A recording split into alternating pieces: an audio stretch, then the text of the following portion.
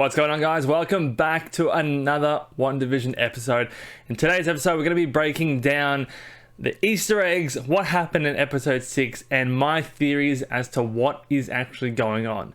If you like the video, please go ahead, like, comment, subscribe. It really helps out the channel.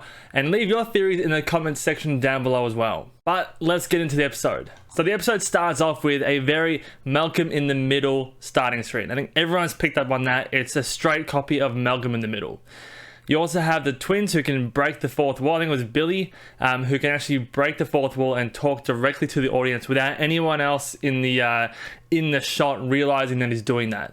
You see a lot of the characters coming down in their comic accurate suits. And given that it's a Halloween episode, you see this plethora of children out on the streets. Again, in the last few episodes, Vision was saying that there are no kids despite there being playground and play sets out for there, but there are no kids in Westview. Now, because it's a Halloween episode, and obviously because whatever is going on provides what the story needs, there was no kids, and so Westview has provided kids to fulfill that hole in the story. Now, jumping out of Westview into the Sword base, we have our favorite trio, which is Darcy, Monica, and Jimmy. And they're talking to Tyler, and Monica and Tyler are arguing about this whole scenario going on inside the Hex. Monica's saying that if Wanda is our problem, she also needs to be our solution. Tyler has a really good take, in my opinion. He's seeing that all these people are being held hostage, and people can't go home to their family. She put all the guns onto him, so from his perspective, she is dangerous and she's holding people against their will. So you completely understand where he's coming from. They basically get kicked off the Sword base, but they go undercover in the classic Marvel style by putting on hats, and then no one can see who or where they are. Back into Westview, Quicksilver and Wanda are having a conversation about why he looks different. This is probably one of their biggest questions that's currently going on, apart from what the hell is going on in Wandavision, as to why Quicksilver looks different. Why is he not Aaron Taylor-Johnson? Why is he Evan Peters? I do have a couple of theories around this. My initial theory was I thought that Wanda pulled Evan Peters from the X-Men universe into this one because she can't resurrect someone from the dead, and that was established in the last episode with the dog. But I'm kind of a bit on the fence about that now because it still is a viable theory, I think. But it also could be, and what a lot of people are pointing out is that he could be Mephisto, especially with the hair looking like horns now. Another theory I kind of thought of was she maybe couldn't bear the sight of looking at her actual dead brother, so she just pulled a Quicksilver from another universe. I don't think that one holds that much water. I'm pretty sure if she could, she'd bring back her own version of her own brother rather than a completely random one that doesn't fit the bill. But let me know what your thoughts are regarding Quicksilver in the comments. They also mentioned Kick-Ass, and I'm not sure if a lot of people picked up on this, but Aaron Taylor-Johnson and Evan Peters were actually co-stars in the movie Kick-Ass, so I think that's a reference to that movie. Now, Vision said that he is going to go off and do some neighborhood watch type thing, fighting crime, little kids that are now there, going to be running amok, and he needs to keep them in line. He lies to Wanda, and basically he tries to go to the border of Westview to see what is outside there. As he's going out, we see that there are people, to me, kind of glitching out. You see this girl trying to hang this skeleton up, but she constantly is just repeating the motion as if she's just kind of trapped in a limbo. She might be conscious in the mind, but her body is just not doing anything because you can see that she's crying on the outside. And it's kind of like that movie Get Out, where you are completely conscious of what's going on, but you have no control over your body. You're stuck inside your own mind, but your body is being controlled by something else or doing something else, and you are only there to see and watch and essentially sit there for the ride. You've got no control over it. So I think that's kind of what's happening, that people are locked into their own consciousness but have no, I guess, control over their body and what they do. Now, as Vision is sort of exploring and observing these people just not doing anything, we get a very weird ad for Yo Magic, where this shark comes up to someone who's on a deserted island and offers them in this yogurt food product called Yo Magic. The guy on the beach can't open it, so obviously days and nights go by and he's starving because he can't open this yogurt. So he wilts away into a skeleton. There is then a slogan that says, "The snack for survivors." I was a little bit confused when this first came up, but I have a couple of theories around this as well. Yo Magic, I think, is meant to be taken a little bit more literal in the fact that it's Yo Magic, it's your magic. So I think something is feeding off Scarlet Witch's magic. I think the shark is meant to be representative of the person or the influence within Westview that is feeding off Wanda's magic. As I said in previous videos, I do think Wanda is mostly in control of what's happening. We do see that at the end of this episode as well. She is able to manipulate Westview, but I think there is something a little bit more sinister, or someone a little bit more sinister in Westview that is feeding off Wanda's powers. So then we cut back to Quicksilver and Wanda at the cinema. Now, if you do pause it at this time, you see two movies on I'm not sure what you call it, the screening board or something like that. First one is The Incredibles. Now, for me, I'm like, okay, that's an easy one. They have a family of superpowered beings. Then I went online and started looking at a few other people's theories as well, and they're saying that it might actually be a reference to the Fantastic Four because Pixar actually kind of based The Incredibles on the first family, Fantastic Four. I'm not sure if that's a bit of a stretch or if that's actually a thing.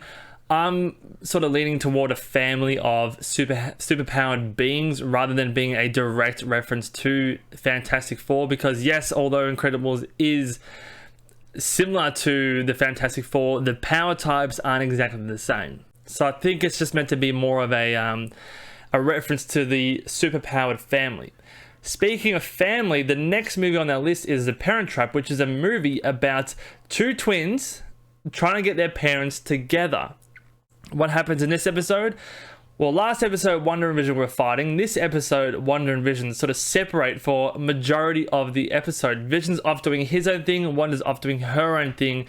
And we find that Billy and Tommy have to work together to bring them back in together. We see that Billy, with his newly acquired powers, can hear Vision when he's outside of the hex and says that he's in danger. So I think these two movies combined are a superpowered family and twins trying to keep their parents together because they've been seeing their parents fight and they just want to bring them together. Wanda and Quicksilver then continue their conversation about why he looks so different. Now, throughout the episode, Wanda tries to test Quicksilver about what happened in their childhood. He kind of evades a question a little bit, which, you know, it's kind of just adding to the theory that there's something a bit more sinister about him. Or it actually could just be the Quicksilver from the X-Men universe who lived a completely different life to the Pietro in the MCU. He explains that he got shut up in the street, he heard Wanda calling for him, and he came running to save her. Tommy also shows his abilities as the speedster, mimicking his cool uncle Quicksilver. And then we cut back to the trio who are outside Westview, who are hacking into Tyler's computer, and they can actually see and track individuals within Westview. Now, going back to what Vision was seeing, where people are just very stuck in a dormant state. This shows on the map where people aren't moving. Now, for me, being a big gamer as well, I just immediately thought of it being a video game in the sense that if you go far enough out of someone's field of view in a video game, everything around that pretty much doesn't exist or doesn't interact or have an action until the player is close enough or within range for actions to start occurring. My theory about this is Wanda is the central focus or the anchor point. She might have a big radius around her where once she starts moving away from certain areas, people around here might just stop operating, and the people she gets closer to start interacting and start having activity. I think even though the hex has a massive perimeter, I think that the radius around Wanda, her being the central focus of this show, I think that's a lot smaller, so the people around her are active and play out the storyline in the show, but everyone outside of camera view basically doesn't exist until Wanda gets close enough for them to exist in the show. Now, another interesting thing that happens here is Vision spots a car at a stoplight, but who else would it be other than Agnes? A thing that I'm not seeing a lot of people talk about is that Agnes was already talking and sort of moving before Vision actually tapped her temple. We did see the person, as Vision was going away from Wanda, doing the clothesline thing with the skeleton. But as he moved even further out right to the border, we saw people were just basically dead still. She was the only person that far away from Wanda and that far close to the border that was still able to move and talk. So I do really think that she is Agatha. Not to mention, she's also dressed as a witch on Halloween night. So I'm 99% sure that this is Agatha from the comics. I do think that she was there. I think that she might be feeding off Wanda's powers, because she kind of not encourages, but she has that conversation with Vision to spark his curiosity even more. To, if there was any doubt in his mind about crossing over the border, she said, "You're dead." In Vision's mind, it just ticks off more boxes to say, what the hell is actually going on here? I don't remember dying. He doesn't remember his life. So if there were any doubts about him crossing the border, they're completely gone after his interaction with Agnes at the stop sign. I do think that Agnes tried to set this up in order for him to go out, in order to want her to use more magic. Again, going back to the Yo Magic ad of her feeding off Wanda's powers. I do think that she's feeding off, and I think she might be using Wanda's powers to survive. I think that she's consuming that, and that is kind of her life essence, or some way that she can sustain herself. I also think this is why she always rocks up with the exact right thing that they need, because it keeps the story going. It keeps Wanda using her magic more and more and more. As Vision starts approaching the border, we cut back to the trio, and they're talking about Monica's bloods and her cells. Now, think about this. She has entered the Hex, and she's also exited the Hex. So it's 2 times that she's passed through the perimeter of the Hex. They're saying that her cells and her molecular structure has been rewritten twice. It's completely different to what it was before she even entered in the first place. Again, this is a sign that she is going to become who she is in the comics. I think they really are working up to that, and I'm really looking forward to that, actually. Now, before we go back into Westview again, Darcy does say that she has found a firewall on Tyler's computer, and she thinks that there's something big that's being hidden behind that firewall. So she stays back to hack into that computer. Back into Westview, Wanda and Quicksilver are, for the second time, using the word nightmare. Now, Nightmare is an actual villain who would fit into this kind of storyline in Wandavision. That could be a reference to Nightmare character, or it just could be a coincidence in the script. I'm not sure, but Nightmare has very, very similar powers to what's actually going on in this universe. So now, she doesn't know how this started, but she did say that she remembers feeling alone, empty, and just endless nothingness. Now, going back to the Nightmare and just what I said before with the endless nothingness, I think Nightmare, if he were in this Westview, he might be feeding off these feelings of Wanda. A quick rundown of his powers is that he has the ability to draw power from the psychic energies of the subconscious minds of dreaming beings. For me, if I was to look at Nightmare and be like, okay, who would be the best feed for him? Probably one of the most powerful characters in the MCU, Wanda. She so desperately wants to have a perfect life. She feels absolute emptiness and nothingness. So to me, if it was Nightmare, I really wouldn't be surprised. It definitely makes sense that he would be feeding on her psychic ability and her powers, creating possibly this dreamlike thing where she's created her own universe, but he is feeding off the power. Again, this would also fit the bill for the Yo Magic yogurt ad, in that someone is feeding off the Yo Magic. Not only that, but there were rumors going around that Doctor Strange Multiverse of Madness, there was going to be an appearance of Nightmare in that film. And we do know that Wandavision ties directly into the Doctor Strange sequel. So again, all of these things are making sense that it could possibly be Nightmare. Let's just go back to the conversation with Quicksilver and Wanda. Wanda looks away for a split second, turns back and sees dead zombie Evan Peters Quicksilver with bullet holes in him and the dead eyes. Very similar to Vision and him just being the dead zombie Vision. This could just be the fact that to her reality is seeping in, and she's becoming aware that this isn't real.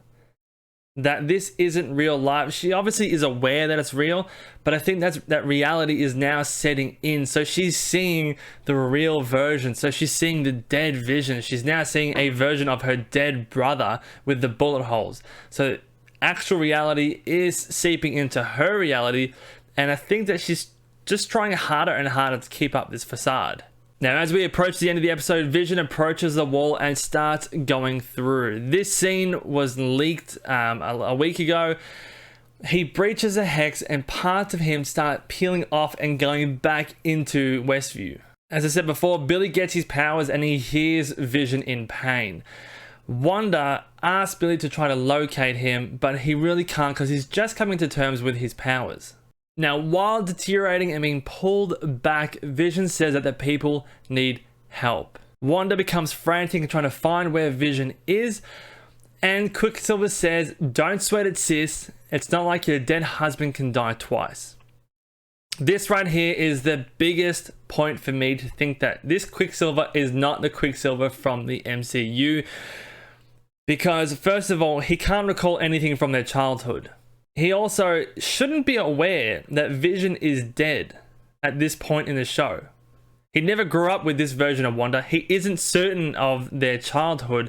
So how would he know that this Vision is actually dead? Unless he has some other information that he's privy to that isn't being told to the audience. So he really shouldn't be aware that Vision is dead, but he knows that he is. Billy says that he thinks Vision is dying to Wanda. Her eyes light up and she expands the entire perimeter of Westview. Now, this secures a theory to me that the people in Westview have just been trapped in this town, because we see that as its perimeter starts expanding, the people who are getting caught up in that expansion turn into new and more residents of Westview. We see this sword tents being turned into circus tents. We see sword employees and staff being turned into clowns. We see the trucks and the armored trucks being turned into food trucks that you get at some kind of festival or circus. And then we also see Darcy, who at this point is handcuffed to a vehicle, gets stuck there. We don't know what happens with her. We don't see, but she gets engulfed by the hex. So Tyler calls out on his walkie-talkie and asks if anyone is still there. I think everyone got engulfed but his car. And that's where the episode ends. It ends on such a cliffhanger. I'm just like, no, I need to know what's happening. But those are kind of my theories as I went along in today's video. Let me know what your theories are, and let me know if I missed anything obvious or anything at all. I'm sure I have. I didn't go back and pause at every moment in this episode, but certainly a lot of things have actually happened. As always, if you like the video, please go ahead, like, comment, subscribe. It really does help out the channel, and I'll see you in the next video and also next week for episode 7. Again, leave all your theories, ideas, comments, opinions in the comments down below, and I'll catch you in the next one. All right, bye.